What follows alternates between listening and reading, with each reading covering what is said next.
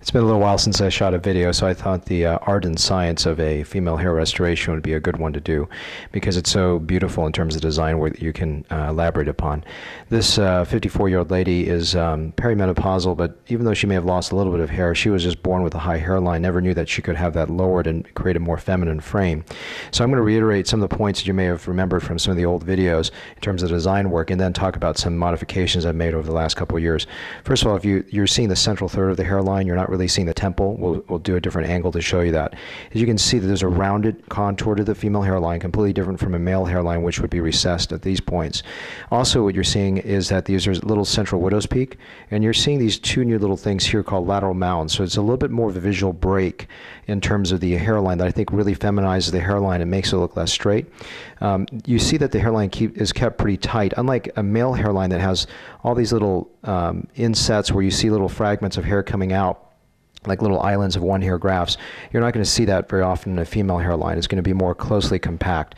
Also, as you see that this hairline design has a widow's, not only the widow's peak, but a whorl where it's going actually to the side. Male hairlines go forward for the most part. This one sweeps to the side like a cowlick, and these arch back in this direction. Hopefully it's not too gory here, but these here are diphilic unit grafts. These are little holes, and what's really great about this is several things. One is you're actually taking all bald scalp out, so you're actually reducing the visual show of the bald areas in this region, which is really important to create central density for her right behind her existing hairline.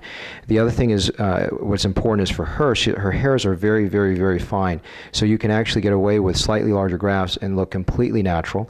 And also not only completely natural, but the spacing is preserved because you're not really squeezing the grafts into a smaller hole. So a difollicular unit graft, to explain it to people that don't know what that is, a follicular unit is basically a grouping of 1, 2, 3, or 4 hairs that are how hairs are naturally clustered on the scalp. A difollicular unit grafts are a family of 2 of those put together, and that's really creating this wall of central density.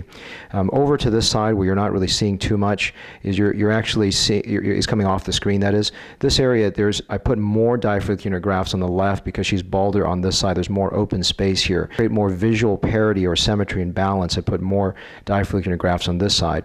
To support that, I put more 3-hair grafts behind here, which are stronger grafts, to support some of the areas, just so that it doesn't look too strong on this side. And then I feathered in 3-hair grafts going across it.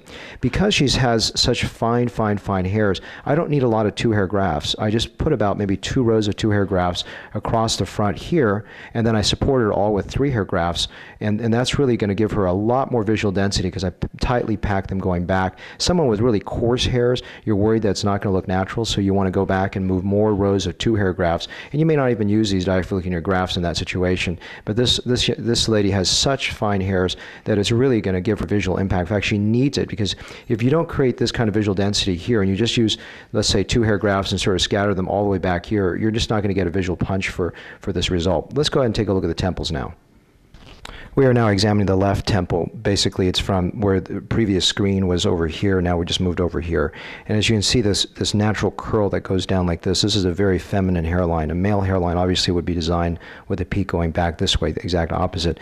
You can see the turning point of the whorl is over here to the left, which is very common. I followed her cowlick, and it starts to go down this way. This is the little lateral mound you saw sort of hinted at on the side of the last image.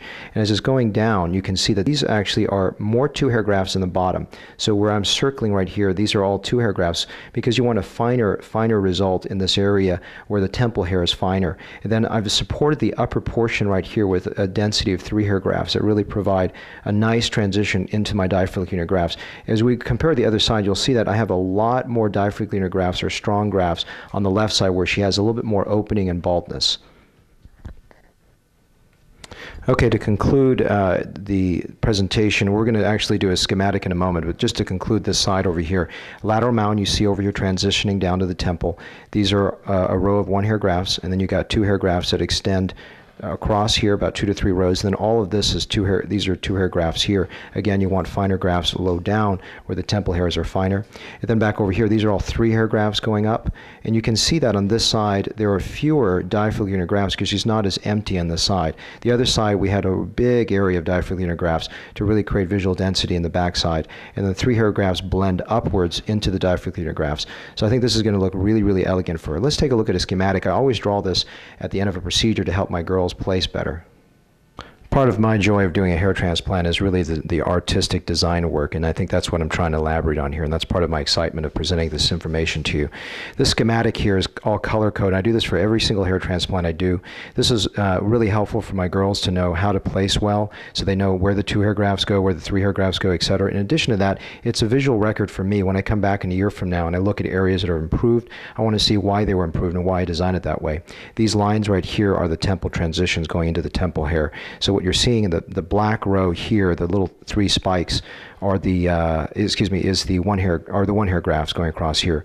The reddish color right here, you can see again the schematic of more 2 hair grafts going into the temple, and then just a few rows right in the front area. The 3 hair grafts wrap around across here, and the 3 hairs are stronger grafts that are counterbalancing the very strong grafts, so the diaphragm grafts that are more expansive here on the left-hand side, as you can see that diagram with the larger yellow area. Finally, the 2 hair grafts on the back side just blend into your existing hairline.